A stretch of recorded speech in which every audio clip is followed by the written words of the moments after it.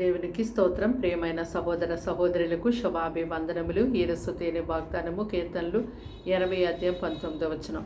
యెహోవా సైన్యములకు అధిపతి వగు దేవా, చెరలో నుండి మమ్ము రప్పించుము. చూడండి, ఇశ్రాయేలు ప్రజలు ఐగుప్తు బానిసత్వంలో ఉన్నప్పుడు ఆ చెర నుండి మమ్మను విడిపించు తండ్రి అని దేవుడని యెహోవాకు మొరపెట్టుకున్నారు. అయితే దేవుడు వారి యొక్క మొర ఆలకించి వారి యందు లక్ష్యముంచి ఆ చెరలో నుండి మోషే గారి ద్వారా బయటికి తీసుకొచ్చారు. అయితే ఈ దినాన ప్రభుని వెంబడిస్తున్నటువంటి మీ యొక్క జీవితంలో కూడా అనారోగ్యమని ఒక చెర, అలాగే అప్పు సమస్యలనే చెర, ఇంకా అపవాది సాతాను చీకటి శక్తుల ప్రభావం అనే చెర, ఇంకా అనేకమైన శ్రమలు అనే చెరలో మీరున్నారేమో. అయితే మీరు కూడా దేవునికి మొరపెట్టండి. ఎంతో దేవుడు తన బాహువు చాపి పరిశుద్ధ స్థలములో నుండి ఆయన మిమ్మల్ని ఆదుకుంటారు.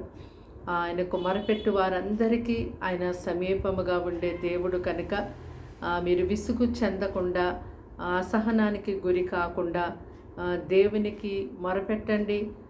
నమ్మకమైనటువంటి ఆ దేవాది దేవుడు, పరిశుద్ధుడైనటువంటి ప్రభు ఎంతో గొప్పగా మిమ్మల్ని మీకున్న ఆ యొక్క ప్రతికూల పరిస్థితులన్నిటి నుండి గొప్పగా విడిపిస్తారు.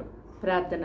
దేవానికి వందనములు, స్తోత్రాలు, స్తుతులు చెల్లిస్తాం తండ్రి. మాటలు వింటున్న నీ బిడ్డలు మీ రక్తంతో కడిగి ముట్టి పరిశుద్ధపరిచి భద్రపరచండి.